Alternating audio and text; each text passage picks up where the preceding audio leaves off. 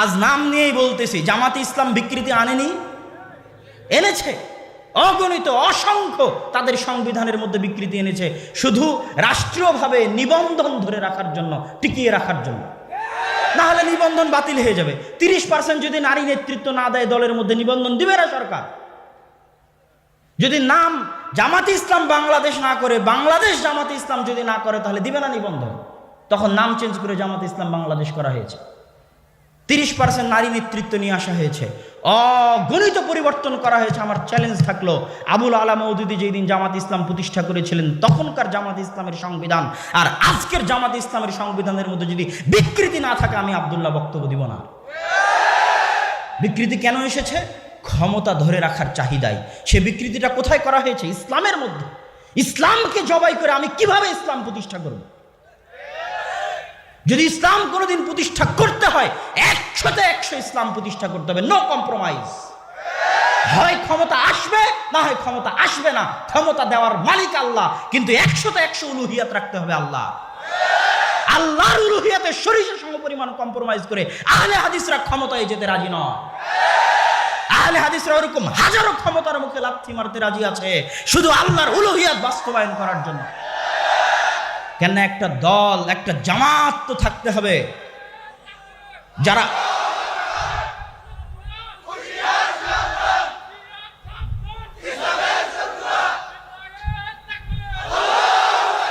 কেননা একটা জামাত তো থাকতে হবে যারা ইসলামকে অবিকৃত রাখবে। ইসলামকে অবিকৃত রাখাই ইসলামের বড় বিজয়। যত শত্রু ইসলামের এসেছে, ওরিয়েন্টালিস্টদের নিয়ে আপনি পড়ুন। আজ অক্সফোর্ড, ক্যামব্রিজে যে সমস্ত বড় বড় গুরুরা, তাদের বিশাল খেদমত আছে। মুহাদ্দিসরা ওই খেদমত করতে পারেনি। জন্মগত ইহুদি খ্রিস্টান, কিন্তু শিখেছে আরবি ভাষা, ওরা যত বড় খেদমত করেছে।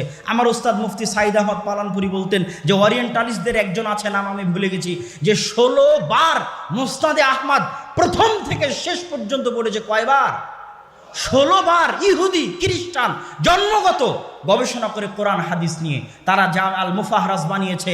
হাদিসের শব্দগুলোকে ডিকশনারি ভিত্তিক সাজিয়েছে।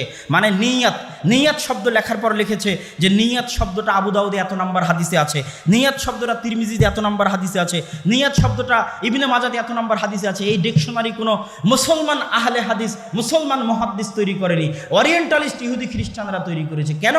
তারা চেয়েছে ইসলামের মধ্যে বিকৃতি ঢুকাতে। একটা ধর্মের অবিকৃত থাকাই ওই ধর্মের আসল বিজয়। আর আদিকাল থেকে আজ পর্যন্ত আহলুল হাদিসদের 100% টার্গেট ছিল, 1 নাম্বার প্রায়োরিটি ছিল, অবিকৃত ইসলাম চাই, বিকৃত ইসলাম চাই না। জাল জয়ীফ হাদিস ভিত্তিক ইসলাম চাই না, সহিহ হাদিস ভিত্তিক ইসলাম চাই। শিরক বেদাত যুক্ত ইসলাম চাই না, শিরক বেদাত মুক্ত ইসলাম চাই। তাতে যদি দেহের রক্ত দেওয়া লাগে তো দিতে রাজি আছি। আহমদ বিন হাম্বল রক্ত দেয়নি, শাইখুল ইসলাম ইবনে তাইমিয়া রক্ত দেয়নি। শাইখুল ইসলাম ইবনে তাইমিয়াকে জেলখানায় বন্দী করে আহলুল হাদিসদের কণ্ঠকে কি রোধ করা গেছে? আহমদ বিন হাম্বলকে বাগদাদের রাস্তায় উল্টা করে ঘুরিয়ে আহলুল হাদিসদের কণ্ঠকে কি রোধ করা গেছে? ইমাম মালিককে পিটিয়ে তার ফতোয়া থেকে কি তাকে সরানো গেছে? যায়নি। নাসিরউদ্দিন আলবানী রাহিমাহুল্লাহর উপর শত অপবাদ, শত জুলুম, শত অত্যাচার, বহিষ্কার করেও তাকে তার আদর্শ থেকে সরিষা সমপরিমাণ টলানো যায়নি। আহলুল হাদিসরা আদর্শে বিশ্বাস করে, আহলুল হাদিসরা আদর্শের জন্য সব কিছু বিসর্জন দিতে রাজি আছে। টাকা পয়সা বিসর্জন দিতে রাজি আছে, সন্তান সন্ততি বিসর্জন দিতে রাজি আছে, ক্ষমতা বিসর্জন দিতে রাজি আছে, নিজের জীবন বিসর্জন দিতে রাজি আছে। সিলেটের মাটিতে 500 কোটি 1000 কোটি টাকার মামলা দিয়ে যারা তা আমাদের কণ্ঠকে রোধ করতে পারেনি, তারাই তো হত্যার চেষ্টা করে কণ্ঠকে রোধ করতে গেছে। এটাই প্রমাণ করে, এই হত্যার চেষ্টাই প্রমাণ করে যে ইসলামকে 100% অবিকৃত রাখার আন্দোলনই সঠিক আন্দোলন। এই আন্দোলনই এমন সঠিক আন্দোলন যে আন্দোলনকে শুধু এদেশের বেলাতিরা ভয় পায় না, ওই আমেরিকায় বসে থাকা, ইসরায়েলে বসে থাকা, ভারতে বসে থাকা ব্রাহ্মণবাদী সাম্রাজ্যবাদীরা ভয় পায়। কেননা তারা টাকা দিয়ে, ধোঁকা দিয়ে, লোভ দিয়ে, লালসা দিয়ে অন্যদেরকে পরিবর্তন করতে পারে, কিন্তু আহলে হাদিসদের পরিবর্তন করতে পারে না। পর্যন্ত আহলে হাদিসদের পক্ষ থেকে হয়নি। আহলে হাদিসদের পক্ষ থেকে এই খেদমতের অভাব আছে যে আহলে হাদিসরা কুতুবে সিত্তা প্রকাশ করবে, সহিহ টিকা দিয়ে, সহিহ ব্যাখ্যা দিয়ে, টিকা ব্যাখ্যা দিয়ে কুতুবে সিত্তা প্রকাশ করবে, এই খেদমত এখনও ভারত পাকিস্তানের আহলে হাদিসদের পক্ষ থেকে হয়নি। কিন্তু সেই কালে মাওলানা আহমদ আলী সাহারানপুরি কুতুবে সিত্তার সব বই হানাফি মাযহাবের টিকা অনুযায়ী প্রকাশ করে দিয়েছিলেন। তখন তিনি সহিহ বুখারীর যে 25 জায়গায় ক্বালা বাযুন নাস বলে হানাফি মাযহাবকে রদ করতে চেয়েছেন ইমাম বুখারী, ওই 25 জায়গার তিনি উত্তর দিয়েছেন। কে উত্তর দিয়েছে? আহমদ আলী সাহারানপুরি উত্তর দিয়েছে এবং হানাফি মাযহাবকে প্রতিষ্ঠা করার চেষ্টা করেছে। তার বই লেখা শেষ হয়নি, তার ওই বইয়ের উত্তরে ইমাম বুখারীর পক্ষে, ইমাম বুখারীর ক্বালা বাযুন নাসের রদ যে সঠিক, এটার পক্ষে শামসুল হক আজিমাবাদী রাহিমাহুল্লাহ অল্প দিনের মধ্যে আরবিতে বই লিখে তার ওই কথাকে চাপিয়ে দিলেন, তার ওই কথাকে রদ করে দিলেন। এই খেদমতের উত্তর দেওয়া, এই খেদমতের প্রতিদান দেওয়া অনেক কঠিন। আর একটা বড় খেদমত, মাওলানা শিবলি নোমানি, নাদতুল উলামা লখনৌ, যখন তারা ইমাম বুখারীর উপর অভিযোগ তুলতে লাগলো, ইমাম বুখারীর ফিকহের উপর অভিযোগ তুলতে লাগলো, মাওলানা আবুল আলা মওদুদী কর্তৃক প্রভাবিত হয়ে হাদিসের উপর অভিযোগ তুলতে লাগলো, তখন শামসুল হক আজিমাবাদী তার ছাত্র মাওলানা আব্দুস সালাম মুবারকপুরীকে বলল, শোনো, একটা বই লেখো ইমাম বুখারীর পক্ষে। তখন ছাত্র শিক্ষক পরামর্শ করে সহযোগিতায় একটা বই লিখলেন সিরাতুল বুখারী। যখন মাওলানা শিবলি নোমানি লিখেছিলেন সিরাতুন নুমান তথা সিরাত নুমান ইবনে সাবিত, সেটাতে তিনি ইমাম বুখারী এবং আহলুল হাদিসদের উপর অনেক অভিযোগ উত্থাপন করেছিলেন। ওটার উত্তরে সিরাতুল বুখারী লিখলেন শামসুল হক আজিমাবাদী এবং তার ছাত্র আব্দুস সালাম মুবারকপুরী। আমার দেখা, আমি মিন্নাতুল বারীতে ইমাম বুখারীর জীবনী লিখতে গিয়ে দেখেছি সিরাতুল বুখারীর চাইতে শ্রেষ্ঠ ইমাম বুখারীর জীবনী কোনো গ্রন্থ আরবি ভাষাতেও নাই, উর্দু ভাষাতেও নাই, বাংলা ভাষাতেও নাই, যেটা আহলুল হাদিসদের খেদমত, ভারতের আহলুল হাদিসদের খেদমত, উর্দুতে লেখা সিরাতুল বুখারী। সম্মানিত উপস্থিতি, আরেকজন পাকিস্তানের বিখ্যাত মুহাদ্দিসের খেদমত বলি, যেটা আমি মিন্নাতুল বারী লিখতে গিয়ে দেখতে পেয়েছি, সেটা হচ্ছে ফাইজুল বারী আনোয়ার শাহ কাশ্মীরি, বিখ্যাত হানাফি আলেম, হানাফি পণ্ডিত, দারুল উলুম দেওবন্দের মুহাদ্দিস। তিনি ফাইজুল বারী লিখতে গিয়ে, ফাইজুল বারীর দার্স দিতে গিয়ে এই হাফিজ ইবনে হাজার আসকালানির লেখা ফাতহুল বারীর অগণিত জায়গায় তিনি ভুল ধরার চেষ্টা করেছেন। কে ভুল ধরছেন? হাফেজ ইমাম কাশ্মীরি, মাওলানা কাশ্মীরি। কার ভুল ধরছেন? হাফিজ ইবনে হাজার আসকালানির ভুল ধরছেন।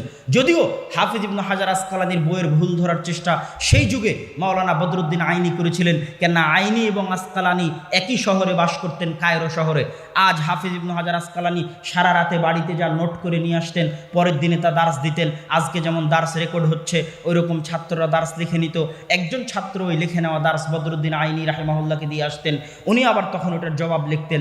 যখন ফাতহুল বারী প্রকাশ হয়ে গেল, ফাতহুল বারী প্রকাশ হওয়া মাত্রই ফাতহুল বারীর ভুল ধরে তখন উমদাতুল কারি বদরুদ্দিন আইনির লেখা শারাহ প্রকাশ হলো, যেটার উত্তর দেওয়ার চেষ্টা করেছেন হাফিজ ইবনে হাজার আসকালানি। আল ইন্তেকাজুল ইতিরাজুল ইন্তেকাজ, এই গ্রন্থগুলোতে তিনি উত্তর দেওয়ার চেষ্টা করেছেন, কিন্তু তার আগে তিনি দুনিয়া থেকে বিদায় নিয়েছেন। তো আনোয়ার শাহ কাশ্মীরিও হাফিজ ইবনে হাজার আসকালানির ভুল ধরার চেষ্টা করেছে ফাইজুল বারীতে।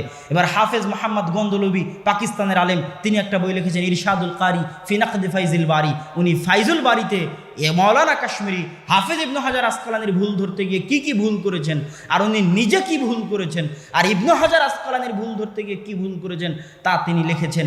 এই খেদমতগুলো পড়লে আপনাকে এবং আমাকে তাদের জ্ঞানের সামনে শিশু মনে হবে যে এই উপমহাদেশের আহলুল হাদিস আলেমরা কি না খেদমতের আঞ্জাম দিয়ে গেছে, ইলমি খেদমতের যে আঞ্জাম দিয়ে গেছে তার ঋণ শোধ করা আহলুল হাদিসরা তো দূরে থাক, হানাফি ভাইয়েরাও শোধ করতে পারবেন না।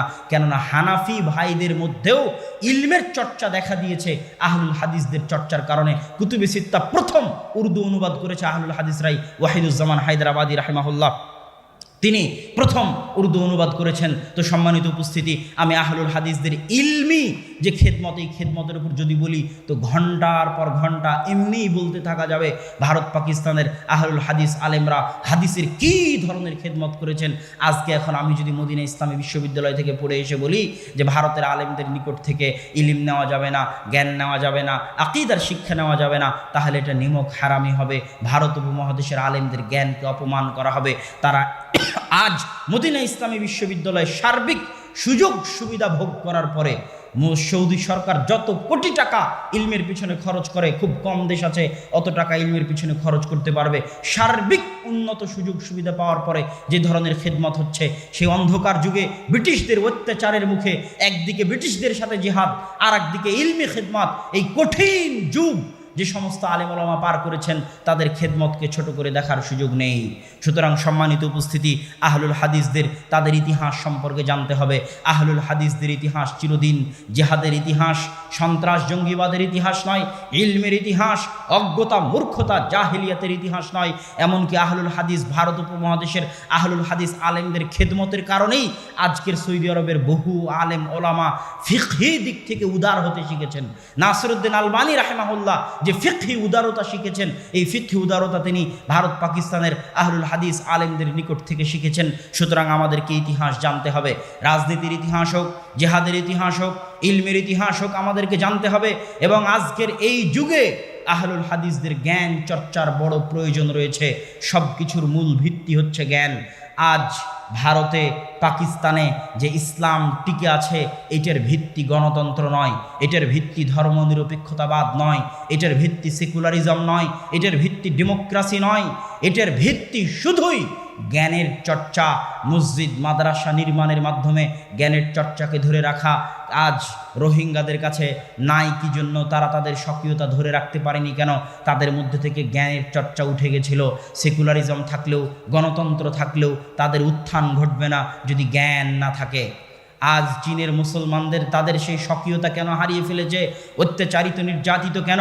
সেখানে যদি সেকুলারিজমও থাকে, ডেমোক্রেসিও থাকে, গণতন্ত্রও থাকে, ধর্মনিরপেক্ষতাও থাকে, কিন্তু জ্ঞানের চর্চা না থাকে, তাহলে ওই উত্থান ঘটবে না। উত্থান ঘটানোর জন্য জ্ঞানের চর্চার প্রয়োজন। জ্ঞান আসল, জ্ঞান নূর। ইসলাম এসেছে জাহিলিয়াতের বিপরীতে। জাহিলিয়াত হচ্ছে মূর্খতা, আর ইসলাম হচ্ছে জ্ঞান। জ্ঞানের চর্চা যত বাড়বে, আমি সালাফে সালেহিনের জীবনী পড়ে দেখেছি। সালাফে সালেহিনগণ, বহু বক্তব্যে আমি বলেছি, সালাফে সালেহিনগণ সবসময় ছিলেন সংস্কারপন্থী। সংস্কারকে তারা সবচেয়ে বেশি গুরুত্ব দিতেন। কেননা সরাসরি ক্ষমতা দখল করার চেষ্টা করা অস্থিতিশীলতার একটা বড় মাধ্যম, নৈরাজ্যতার একটা বড় মাধ্যম। আজ লিবিয়ার মাটিতে দেখেন, সিরিয়ার মাটিতে দেখেন, ইয়েমেনের মাটিতে দেখেন, ক্ষমতা দখল করতে গিয়েই অস্ত্র হাতে উঠিয়ে নিয়ে গণতন্ত্রের নামেই হোক আর জেহাদ জঙ্গিবাদের নামেই হোক, অস্ত্র হাতে উঠিয়ে নিয়ে মুআম্মার আল গাদ্দাফিদের চলে যাওয়ার পরে, এই শাসকদের চলে যাওয়ার পরে আজ লিবিয়া, সিরিয়া, ইয়েমেনের মাটি মুসলমানদের রক্তে রঞ্জিত। মুসলমানদের রক্তে লালে লাল। এক মুসলমান আর এক মুসলমানকে কাফের ফতোয়া দিয়ে হত্যা করতেছে। কেননা তার আকীদায় সমস্যা আছে, তার জ্ঞানে সমস্যা আছে, তার বিদ্যায় ত্রুটি আছে। আর যখনই আগের যুগের সালাফে সালেহিনকে দেখবেন, আহমদ বিন হাম্বল সরাসরি ক্ষমতা কেড়ে নেওয়ার চেষ্টা করেননি, তিনি করেছেন সংস্কারের চেষ্টা। শাইখুল ইসলাম ইবনে তাইমিয়া সরাসরি ক্ষমতা কেড়ে নেওয়ার চেষ্টা করেননি, তিনি সংস্কারের চেষ্টা করেছেন। ক্ষমতা কেড়ে নেওয়ার চেষ্টা সাময়িক অনেক ভালো মনে হলেও, সাময়িক অনেক আবেগপ্রবণ মনে হলেও, সাময়িক অনেক ফলপ্রসূ মনে হলেও, দীর্ঘস্থায়ী ক্ষতির কারণ, দীর্ঘস্থায়ী দুঃখের কারণ, দীর্ঘস্থায়ী দাওয়াতি কাজে বাধার কারণ, দীর্ঘস্থায়ী জ্ঞানের চর্চায় বাধার কারণ। আর সংস্কারের চেষ্টা, অরাজনৈতিকভাবে প্রভাব বিস্তারের চেষ্টা, আপনি হয়তো আজকে অরাজনৈতিকভাবে প্রভাব বিস্তারটা সারা পৃথিবীতে 100-তে 100 বাস্তব, 100-তে 100 বাস্তব। কীভাবে? আজ আপনি দেখতেছেন যে আমেরিকার ক্ষমতায় আসছে জো বাইডেন, তার আগে দেখলেন আমেরিকার ক্ষমতায় ডোনাল্ড ট্রাম্প, তার আগে হয়তো ছিল বারাক ওবামা। কিন্তু আসলে বারাক ওবামার যুগেও, ডোনাল্ড ট্রাম্পের যুগেও, জো বাইডেনের যুগেও আমেরিকার আসল ক্ষমতা ছিল ইহুদি ইসরায়েলদের হাতে। তো ইহুদি ইসরায়েলেরা কি ভোটের মাধ্যমে লড়াই করে আমেরিকার ক্ষমতা দখল করলো? ইহুদি ইসরায়েলেরা কি অস্ত্রের মাধ্যমে আমেরিকার ক্ষমতা দখল করলো? এটাকে বলা হয় লবিংয়ের মাধ্যমে অরাজনৈতিক প্রভাব। পৃথিবীর এমন কোনো দেশ নাই, আজকে আপনি হয়তো চোখের সামনে দেখতে পাচ্ছেন প্রধানমন্ত্রী শেখ হাসিনা বাংলাদেশের প্রধানমন্ত্রী, কিন্তু অরাজনৈতিকভাবে আন্ডারগ্রাউন্ডে যারা টাকার মালিক, যারা ক্ষমতার মালিক, তারা অন্য কেউ। এটাই পৃথিবীর চিরন্তন বাস্তব সত্য। আপনিও আজকে ভোটে দাঁড়িয়ে ক্ষমতায় চলে যাবেন, অন্যের কাছে জিম্মি হয়ে যাবেন। যারা আগে থেকে সত্যিকার রিয়াল ক্ষমতার মালিক, তাদের কাছে জিম্মি হয়ে যাবেন। তাদের কথার বাইরে আপনি চলতে পারবেন না, নড়তে পারবেন না। এই জন্য আসল হচ্ছে অরাজনৈতিকভাবে প্রভাব বিস্তার করা, প্রভাব বিস্তার করে সরকারকে মানতে বাধ্য করা, সংস্কার হতে বাধ্য করা। সমাজ সংস্কার, সমাজ বিপ্লব ইসলামের বিজয়ের মূল ভিত্তি। বলেন বাংলাদেশ মুসলমানদের দেশ, 90% মুসলমানদের দেশ। 90% মুসলমানের কয়জন সালাত আদায় করে? তাহলে কিভাবে এটা 90% মুসলমানের দেশ হয়? যেখানে 90% মুসলমানের 2% 3%ও সালাত আদায় করে না, এদের উপর আপনি কিসের ইসলামী খেলাফত কায়েম করবেন? আজকে ইসলামী খেলাফত কায়েম করলে কালকে এরাই বিদ্রোহ করবে, চাই না খেলাফত। এটাই বাস্তব সত্য। আজকে বাংলাদেশ বলছেন মুসলমানের দেশ, কয়টা বাংলাদেশের মুসলমান কোরআন পড়া জানে? কয়জন? বাংলাদেশে তো চলে আবেগের খেলা। বাংলাদেশে সর্বত্র আবেগ নিয়ে ছিনিমিনি খেলা হয়, সর্বত্র। যেমন আজকের এই প্রোগ্রামের আয়োজন করা হয়েছে জিকে একাডেমির মাঠে, এরপরে আসছে সালাফি কনফারেন্স 4-5 মার্চ। বাঙালি যেহেতু আবেগী জাতি, বিশাল সমাবেশ ঘটেছে, আরও বহু জায়গায় সমাবেশ ঘটবে।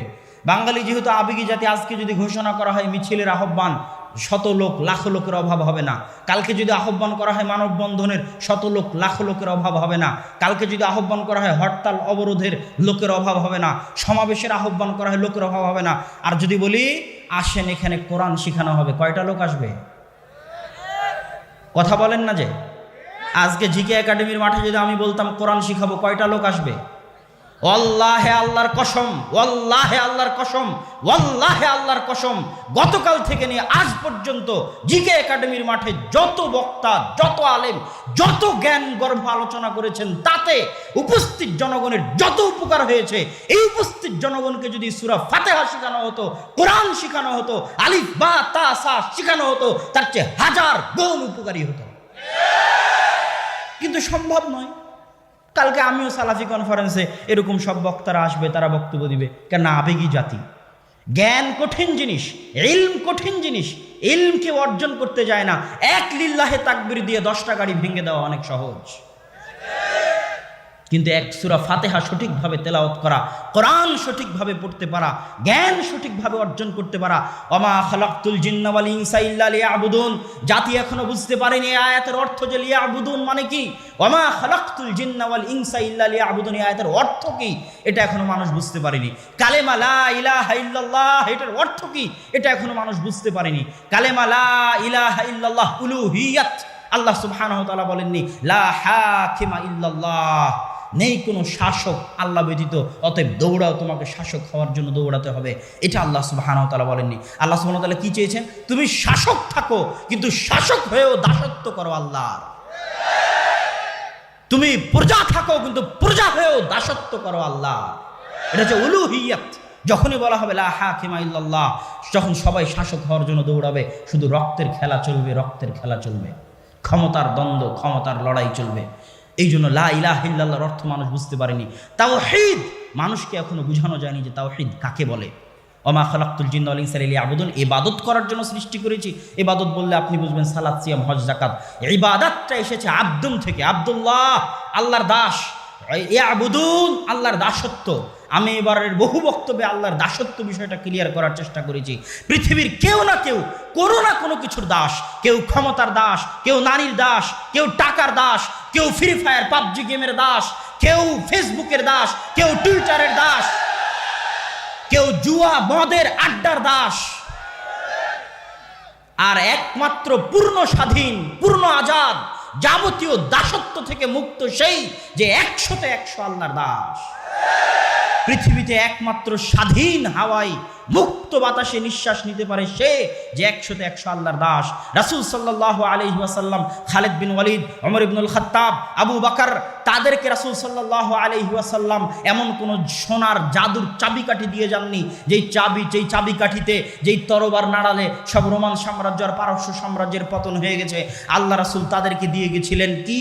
আল্লাহ রাসূল তাদেরকে দিয়ে গেছিলেন 100তে 100 আল্লাহর দাসত্ব। আল্লাহ রাসূল যদি তাদেরকে বলতেন শোনো, যেভাবেই হোক ক্ষমতায় থাকতে হবে, যেভাবেই হোক ক্ষমতা কিন্তু ছাড়া যাবে না, ক্ষমতায় থাকতে হবে, তখন আবু বকর রাদিয়াল্লাহু তাআলা প্রথম দিনই কম্প্রোমাইজ করতেন। কেননা কম্প্রোমাইজ করা ছাড়া ক্ষমতায় থাকা যায় না, এটাই বাস্তব। প্রথম দিনে আবু বকর রাদিয়াল্লাহু তাআলা কম্প্রোমাইজের রাস্তায় চলে যেতেন। এই যারা যাকাত অস্বীকার করেছে ওদের বিরুদ্ধে যুদ্ধ করা যাবে না, ওদের বিরুদ্ধে যুদ্ধে লাগলে তো আমার ক্ষমতার পতন হয়ে যেতে পারে, কিন্তু আমাকে তো ক্ষমতা ধরে রাখতে হবে, কেননা লা হাকিমা ইল্লাল্লাহ। নাউজুবিল্লাহ, এটা তাকে আল্লাহ রাসূল শিখাননি। আল্লাহ রাসূল শিখিয়েছেন যাবতীয় দাসত্ব থেকে মুক্ত থাকতে হবে। ক্ষমতার দাসত্ব করা যাবে না, টাকার দাসত্ব করা যাবে না, নারীর দাসত্ব করা যাবে না, জুয়া মদের দাসত্ব করা যাবে না। যতক্ষণ বেঁচে থাকবে এক আল্লাহর দাসত্ব করে বেঁচে থাকবে, তাতে ক্ষমতা যাক আর আসুক। যখনই ক্ষমতার পরোয়া করতে যাবে তখনই ইসলাম 100-তে 100 টিকানো যাবে না, বিকৃতি আনতেই হবে।